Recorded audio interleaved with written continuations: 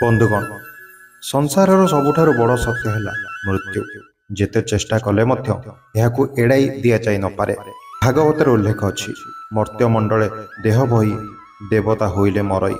एई पृथ्वी रे जार जन्म हुए तार मृत्यु मध्य निश्चिंत। एथिरु भगवान मध्य बाद पड़ी नाहंती। किंतु कौन आपण जानिछंती मृत्यु परे कौन हुए? आउ 24 घंटा परे आत्मा निज घर को कहीं फेरी आसे? 13 दिन जाए आत्मा सहित कौन हुए? कौन सतरे मृत्युर 13 दिन पर्यंत आत्मा निज घरे बास करे? यही सबु किछि एही वीडियो माध्यम आपण को आमे जणाइबा चेष्टा करिबु। नमस्कार बंधुगण, गंताघर आउ एक नूतन अध्याय को आपण मानकु पुणी थरे स्वागत। हम चैनल रे नुआ अटंती तेबे गंताघर चैनल को लाइक करंतु, शेयर करंतु एवं सब्सक्राइब मध्य करंतु।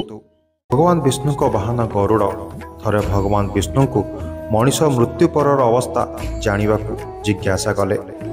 भगवान विष्णु मनुष्यर जीवन चक्र एवं मृत्यु पर आत्मार अवस्था विषयर रहस्य गुड़ी को गरुड़ को कहिथिले। एही ज्ञान गरुड़ पुराण रे विस्तृत भाव में उल्लेख अछि। मृत्युर किछि घंटा पूर्वर मनीषर पाद पृथ्वी सह विच्छिन्न हो जाए। सेथिपाई मृत्यु परे पाद धीरे धीरे ठंडा हेबाकु लागे। मृत्यु परे मनीषर संपूर्ण जीवन तार जन्मरु मृत्यु पर्यंत घटिथिबा समस्त घटना ता आगरे गोटे स्वप्न परि गति करि जाए। विज्ञान अनुसार एही स्वप्न प्राय 7 मिनिट पर्यंत होइथाय। एहा परे मनीषर मस्तिष्क पूरापूरी बंद हो जाए एवं क्रमे तार शुणिबा शक्ति मध्य चली जाए। एहा परे मनीष एवं आत्मिक शक्तिर बंधन कटि जाए। एहार अर्थ शरीर सह आत्मार बंधन कटि जाए एवं आत्मा शरीर को त्याग करे। जेहेतु लंबा समय पर्यंत आत्मा शरीर मध्य बास करे, सेथिपाई आत्मा शरीर सह एक बंधन रे बंधा होइथाय। तेणु से बाहरिबा परे पुणी शरीर मध्य को पशिबा को चेष्टा करे, किंतु से पशि पारे नहीं। शरीर छाड़िबा परे आत्मा निज शरीर पाखरे थाए एवं निज बंधु बांधवों को कांदुथिबार देखे।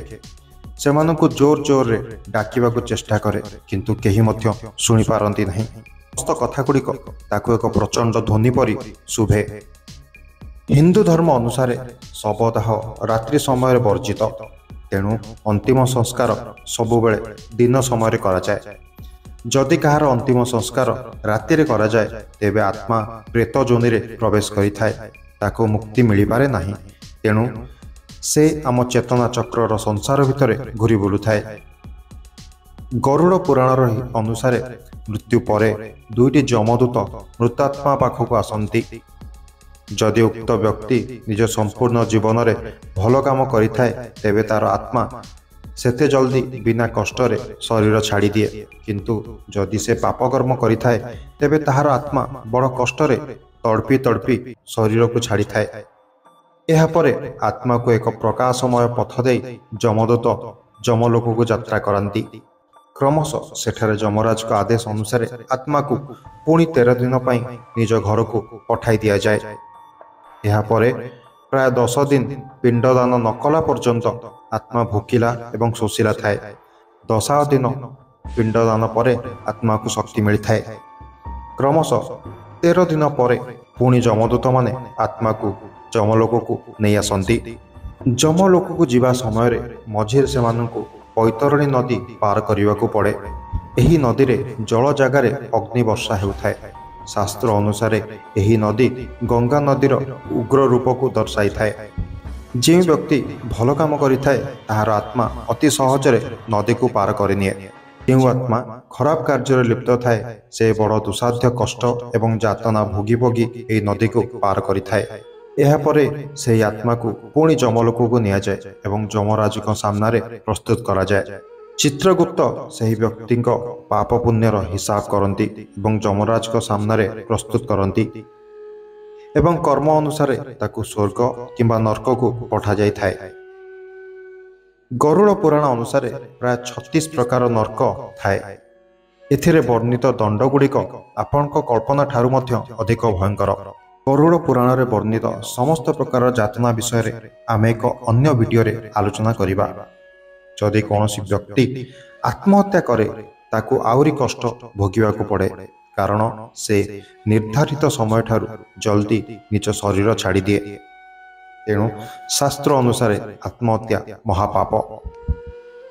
ଯଦି କୌଣସି ସାଧୁ କିମ୍ବା ସତ୍ୟବାନ ବ୍ୟକ୍ତିଙ୍କ ମୃତ୍ୟୁ ହୋଇଥାଏ, ତେବେ ତାଙ୍କ କର୍ମ ହିସାବରେ ତାଙ୍କୁ ସ୍ୱର୍ଗ କିମ୍ବା ମୋକ୍ଷ ପ୍ରାପ୍ତିର ଅବସର ମିଳିଥାଏ। ଯମଦଣ୍ଡ ଭୋଗି ସାରିବା ପରେ ଆତ୍ମାର ମୋକ୍ଷ କିମ୍ବା ପୁନର୍ଜନ୍ମର ପ୍ରକ୍ରିୟା ଆରମ୍ଭ ହୋଇଥାଏ। ମଣିଷର କର୍ମ ଅନୁସାରେ ତାଙ୍କୁ ମୋକ୍ଷ କିମ୍ବା ପୁନର୍ଜନ୍ମ ମିଳିଥାଏ। ଗୀତାରେ ଶ୍ରୀକୃଷ୍ଣ କହିଛନ୍ତି, ଆତ୍ମାର ନା କେବେ ଜନ୍ମ ଅଛି ନା ମୃତ୍ୟୁ ଅଛି। ମୃତ୍ୟୁ କେବଳ ଶରୀରର ଘଟେ। ଆତ୍ମା ଏକ ଶକ୍ତି ପରି, ଯାହା ବସ୍ତ୍ର ପରି କେବଳ ଶରୀର ବଦଳାଇଥାଏ। ମୃତ୍ୟୁ ପରେ ସବୁବେଳେ ରାମ ନାମ ସତ୍ୟ ହେ ଏବଂ ହରିନାମ ସତ୍ୟ ହେ ବୋଲି କୁହାଯାଏ।